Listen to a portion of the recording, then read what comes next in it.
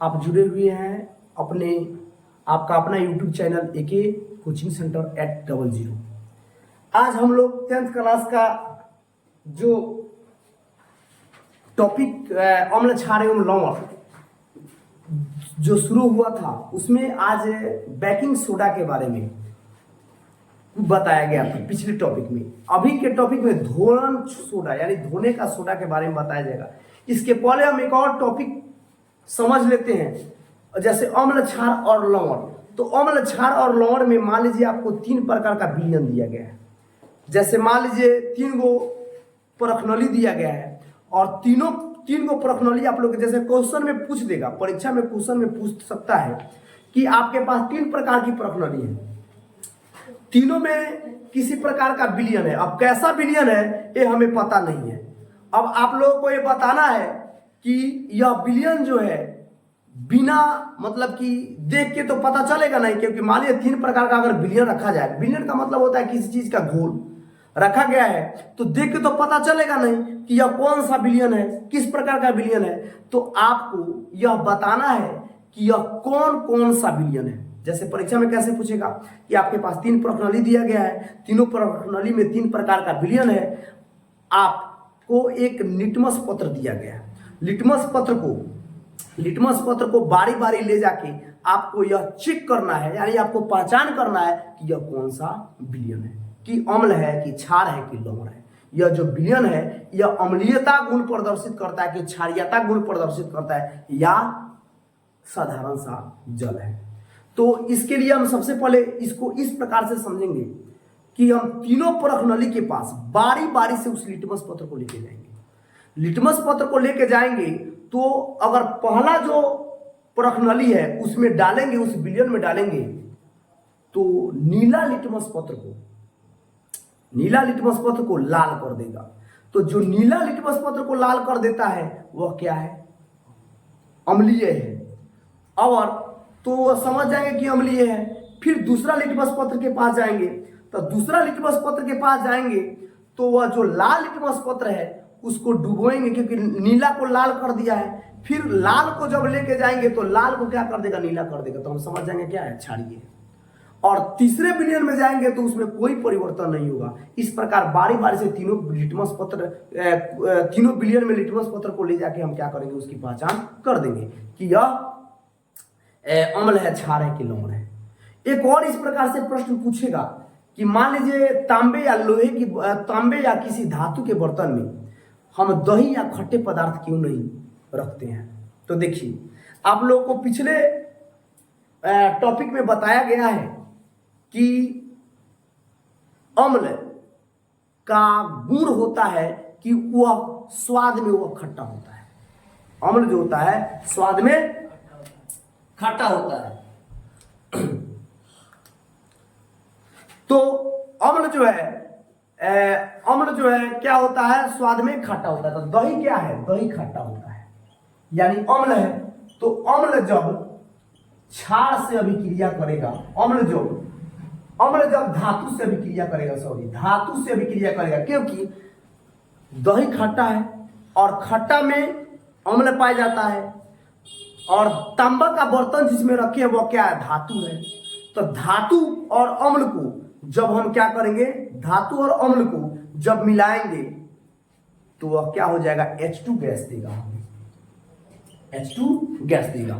तो अम्ल, इसीलिए अब क्वेश्चन आपका क्या है कि तांबा के बर्तन में हम दही जैसे खट्टे पदार्थ क्यों नहीं रखते हैं? तो तांबे के बर्तन में हम दही जैसे खट्टे पदार्थ इसलिए नहीं रखते हैं कि तांबा धातु है और दही में क्या होता है? अम्ल होता है। दोनों अभिक्रिया करके H2 गैस देगा, जिससे क्या हो जाएगा? दही खराब होगा और बर्तन क्या हो जाएगा? संक्षारित हो जाएगा। क्वेश्चन 2 नंबर का आएगा, कोई बड़ी बात नहीं है। तो ये आराम से आपका हो जाएगा। और फिर एक बार रिपीट कर दे, लाल लिटमस पत्र को जो नीला कर देगा वह क्या है? क्षारीय है। लाल लिटमस पत्र को जो नीला कर देगा वह क्या है? क्षारीय है। और नीला लिटमस पत्र को जो लाल कर देगा अम्लीय है। तो उसी के दौरान, उसी टॉपिक के आधार पर, जैसे मान लीजिए कोई धातु हमको बनाना है, चाहे कोई चीज बनाना है, तो बारी बारी से हम लोग सोडियम के बारे में पढ़ चुके हैं, क्लोरीन के बारे में पढ़ चुके हैं, हाइड्रोजन के बारे में पढ़ चुके हैं, कैसे बनता है बेकिंग सोडा के बारे में पढ़ चुके हैं, कैसे बनता है, इसका गुण धर्म क्या है, इसका उपयोग क्या है। अब उसी दौरान हमारे पास एक टॉपिक है जिस टॉपिक का नाम है धोने वाला सोडा। तो धोने वाला सोडा क्या है, देहात में इसका क्या नाम है, इसका रासायनिक सूत्र क्या है, इसका रासायनिक नाम क्या है, इसको देहात में क्या नाम देते हैं, इसको बनाते कैसे हैं, इसका गुण धर्म क्या है, इसका उपयोग क्या है, यह समझेंगे। तो सबसे पहले धोने वाले सोडा को देहात में सज्जा कहते हैं। सज्जा, इसका सज्जा कहते हैं। इसका रासायनिक नाम जो है सोडियम कार्बोनेट डेकाहाइड्रेट होता है। सोडियम कार्बोनेट डेका, तो देखिए Na सोडियम कार्बोनेट डेका, आप लोग को यौगिक चैप्टर में बताया जाएगा। Meth eth prop but hex hep non dec, dec यानी 10, मेथ मने 1, ईथ मने 2, प्रो मने 3, ब्यूट मने 4, पेंट मने 5, हेक्स मने 6, हेप्ट मने 7, ऑक्ट मने 8, नॉन मने 9, डेक मने 10। तो 10 यानी डेक, तो डेका, तो यहां पर देखिए 10 यानी डेका हाइड्रेट, डेका हाइड्रेट यानी जल क्या है, हाइड्रेट का गुण पाया जाता है। तो इसका रासायनिक नाम है सोडियम कार्बोनेट डेकाहाइड्रेट। सूत्र होता है Na2CO3 × 10H2। अब आइए, देहात में धोन के सोडा को क्या कहते हैं, सज्जा या सज्जी, सज्जा या सज्जी के नाम से जाना जाता है। बनाने की विधि देखिए, बनाने की विधि जो है वही साल्वे प्रक्रम के द्वारा ही इसको बनाया जाता है। साल्वे प्रक्रम याद रखिएगा। आप लोग के पास देखिए कितना टॉपिक अभी हो गया। ये सब एक नंबरिया का क्वेश्चन, एक नंबरिया कहीं से आता नहीं है, कुछ एक नंबरिया जो आपके किताब से ही आता है। जब आप लाइन बाय लाइन नहीं समझिएगा, नहीं पढ़ेगा तो एक नंबरिया नहीं बनेगा। अभी क्वेश्चन आपके पास हुआ, पूछेगा धोवन के सोडा का देहात में क्या नाम है, देहाती नाम क्या है, तो सज्जी। क्या है, सज्जी। धोवन के सोडा का रासायनिक नाम क्या है, तो सोडियम कार्बोनेट डेकाहाइड्रेट। इसका सूत्र क्या है, तो सोडियम तो Na, कार्बोनेट तो Na2CO3 × 10H2 इसका नाम है। अब यह किस प्रक्रम, पूछेगा किस प्रक्रम के द्वारा इसको बनाते हैं, तो साल्वे प्रक्रम। किस प्रक्रम के द्वारा, तो साल्वे प्रक्रम।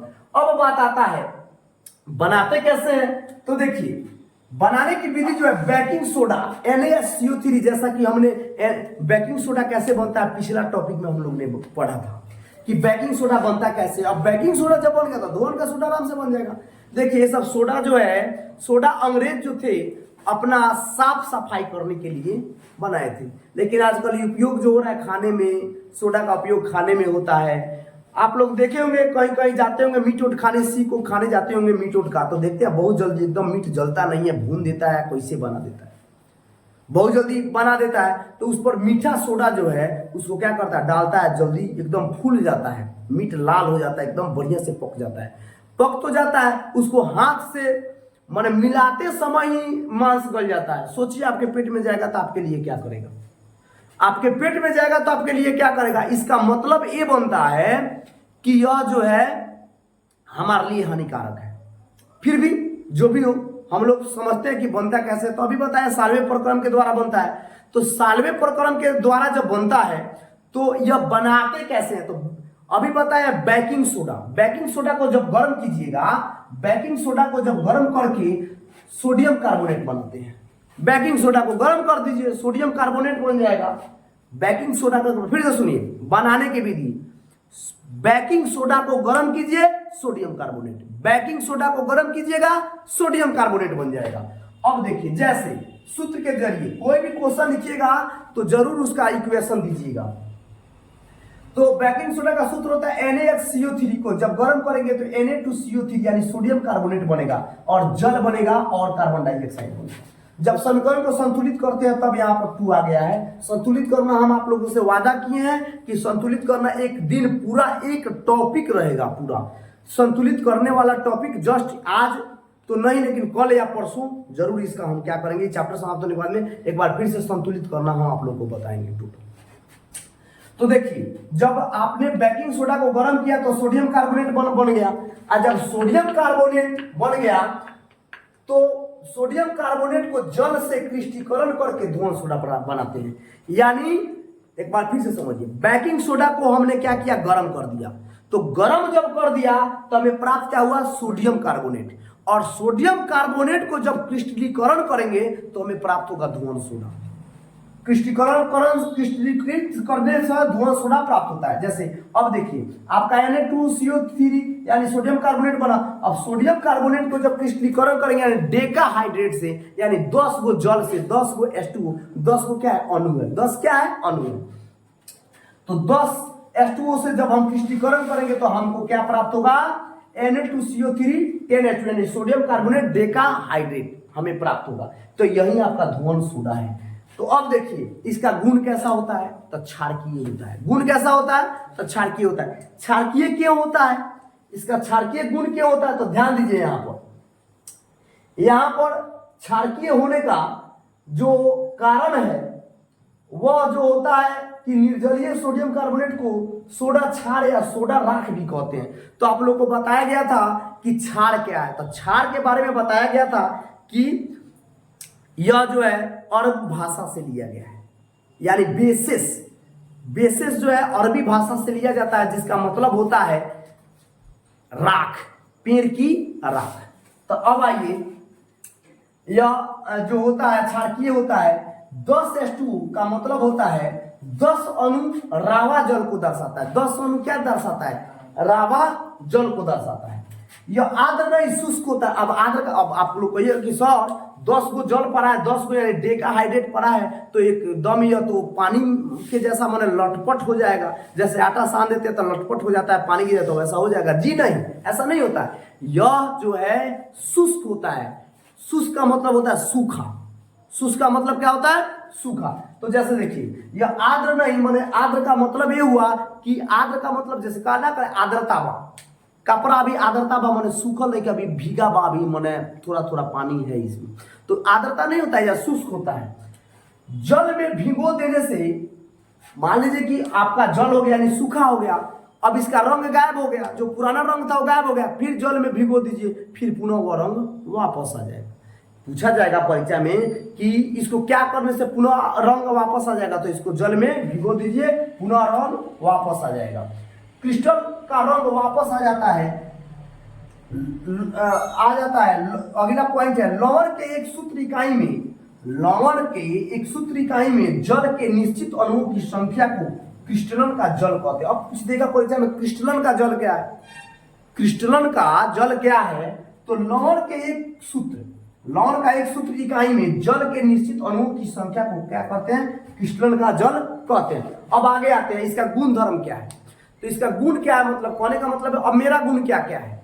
कोई पूछ देगा मेरा गुण क्या क्या है, तो मैं लाल शर्ट पहना हूं, मैं काला दिखता हूं, मेरा नाक 4 काठा में है, मेरा आंख जो है, मतलब कि अपना गुण मेरे देखने से क्या क्या है, मेरी फिजिकली गुण क्या क्या है। जैसे आप लोग कह सकते हैं रंग कैसा है, तो काला है, सांवला है, मेरे अंदर क्या क्या गुण है, मैं किस प्रकार से हूं, मैं कैसे हूं, मैं कैसे पहचाना जाऊंगा कि मेरा नाम अखिलेश है, मैं फलना अखिलेश कुमार है, कैसे पहचान में आएगा।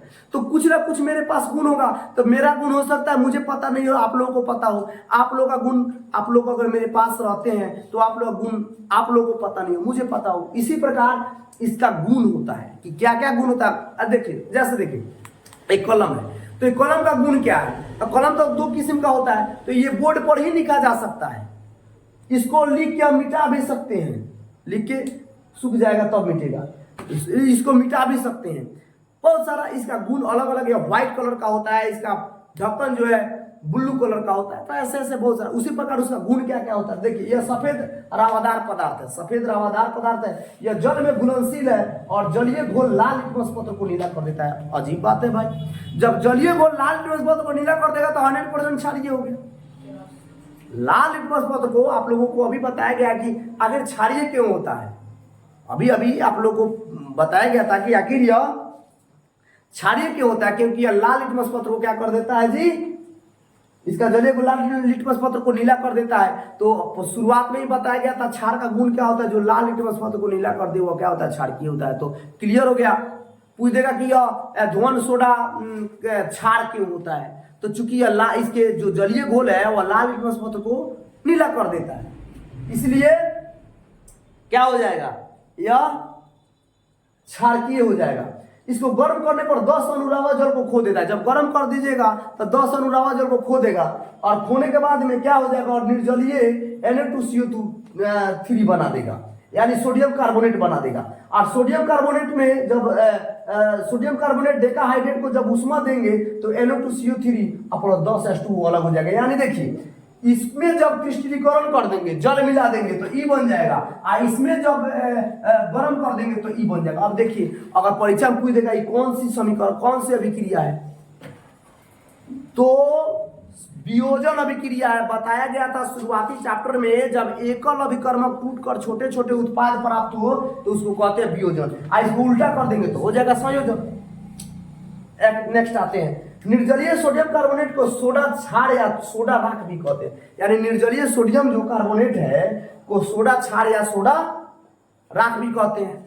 अब इसके आगे हम टॉपिक देखते हैं, इसका उपयोग क्या क्या है। माने हम इसका मान लीजिए कि कोई चीज जब हम, मान लीजिए मैं एक आदमी हूं तो मेरा गुण धर्म आप लोग जान गए, मैं कैसे मतलब कि अपने आप को बनाया हूं, कैसे अपने आप को बनाया हूं वो भी आप लोग जान गए। अब मेरा गुण भी जान गए।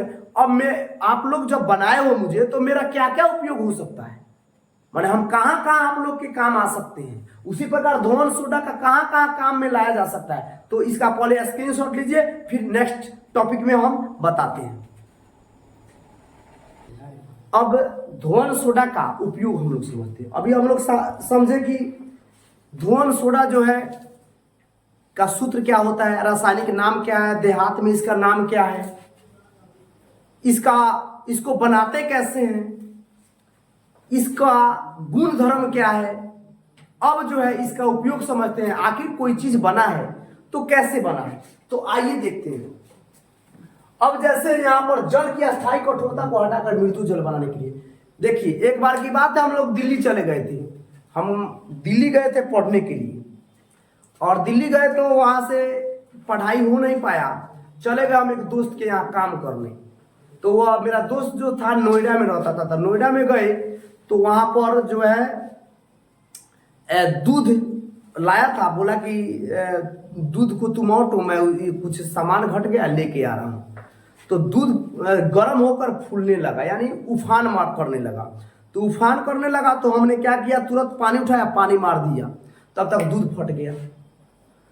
तब तक वो आया, बोला कि का हुआ, हो गया। तो हमने बोला कि देखो ना भाई दूध तो फट गया, तो पानी मारा है का, तो हम बोले हाँ। तो इसीलिए यहाँ का पानी जो है कठोर होता है, और कठोर होता है यानी उसको पानी को जब छीट दीजिएगा तो क्या हो जाएगा, फट जाएगा कोई चीज। तो देखिए, तो उसी कठोरता को मृदु बनाने के लिए, यानी मीठा बनाने के लिए, अच्छा बनाने के लिए हम क्या करते हैं, धोवन सोडा का उपयोग करते हैं। उसी वही बोला, जल की अस्थायी कठोरता को हटाकर मृदु जल बनाने के लिए डाल देगी, मृदु हो जाएगा, यानी उसकी कठोरता दूर हो जाएगी। उसमें आयरन की मात्रा ज्यादा होती है। अब जो है दूसरा नंबर, इसका उपयोग घरों के साफ सफाई के लिए। अभी बताए हैं कि घर के साफ सफाई करना हो, वो धोवन सोडा ला के डाल दीजिए, इसीलिए इसका नाम धोवन सोडा पड़ा। डाल दीजिए, डाल के साफ कर दीजिए, साफ हो जाएगा। जैसे हम लोग पूजा करने मंदिर उंदिर में जाते हैं तो देखे हैं लोग कि माता का जो पिंडी है, वो जो तांबा का लगा होता है, वह जल्दी बहुत ज्यादा क्या होता है, खराब होने लगता है। क्योंकि लोग बहुत किस्म के फूल पत्ती बहुत चीज चढ़ाते हैं, तो कुछ अम्लीय होता है, कुछ क्षारीय गुण होता है, तो क्षारीय गुण के कारण उस पर धब्बा आ जाता है। अब धोवन सोडा मार देंगे एकदम चमकना शुरू हो जाएगा। तो अब ये गलती मत, क्योंकि क्यों इसको धोवन सोडा का उपयोग करेंगे, क्योंकि ये क्षारीय होता है। अब ले जाकर तेजाब से साफ मत कर दीजिएगा। अभी बताया कि तेजाब से साफ कीजिएगा तो तांबा क्या धातु है और यह क्या अम्ल है, अभी क्रिया करके क्या हो जाएगा, H2 गैस निकाल देगा। H2 गैस निकाल देगा तो संचारित हो गया, यानी वो क्या हो जाएगा, खत्म हो जाएगा। बर्तन में, अगर बर्तन में गलती से आप लोग जाके क्या कीजिए, अम्ल डाल दीजिए, तो आप लोग को बताया गया है कि अम्ल में क्या होता है, अम्ल जो है धातु से जब अभिक्रिया करता है तो अपना रूप दिखाना शुरू कर देता है, यानी हाइड्रोजन गैस बन जाता है। अब हाइड्रोजन गैस का एक और उपयोग है, हाइड्रोजन गैस बना के हम लोग बहुत कुछ कर सकते हैं, तो उसका उपयोग बताना उचित अभी नहीं है, यहाँ ध्यान दीजिए।